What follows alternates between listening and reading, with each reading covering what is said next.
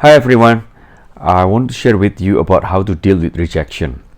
There are some different kind of rejection. The first one is rejection that caused by our mistake, our weaknesses, or any kind of mistakes, But the second things that I'm going to talk about is rejection that caused by what we think it's right to do, our strength, and we try to do it intentionally, purposely, and people reject us, but we are trying to do something that is right. For example, for those of you who are sitting in school, if any of your friends ask you to, tell them about the answer of the test, during the exam, and you don't want to do that because you know what is right, or if you are in an organization or in a team and you are thinking to make a change, and then after that some of the people, some of the team hate the change, and you know that this is the right thing to do. You're trying to keep pushing it, and then after that some people reject you. In church, in business, in family, or in anything, this kind of thing can happen, and I'm also a person that I've been through that kind of situation. It was very tough for me, but I want to share with you, when you face that kind of rejection that caused by the right thing that you are trying to do, what should you think of? There are 5 things that we can think of when we face rejection in our life that caused by the right thing to do. So the first one is, we have to always remember, why are we being rejected? Why are we being rejected? We have to think about this again and again. So this is the first one. Why are you being rejected? The second one is, you have to make sure, is it worth the fight for or not? You have to make sure, is it worth the fight for or not?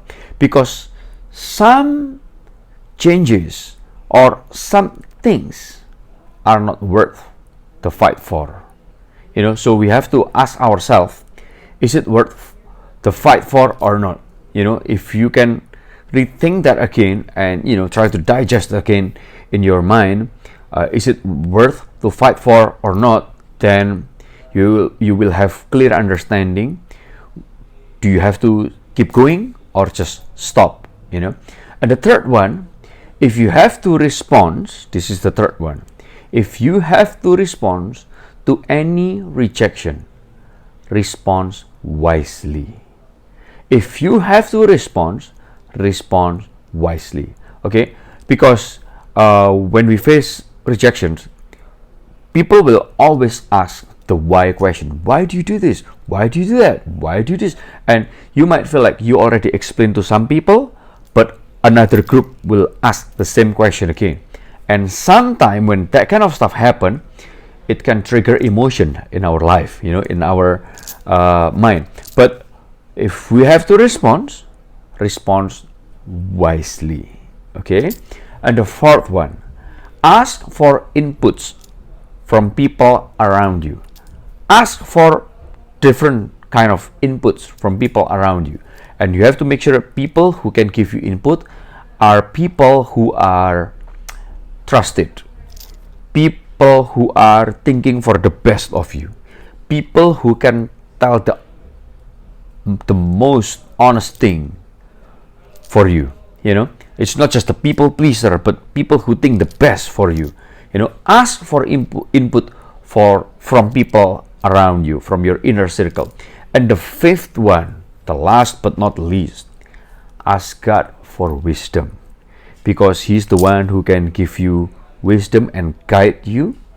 And also ask God not just for wisdom, but ask Him for open doors.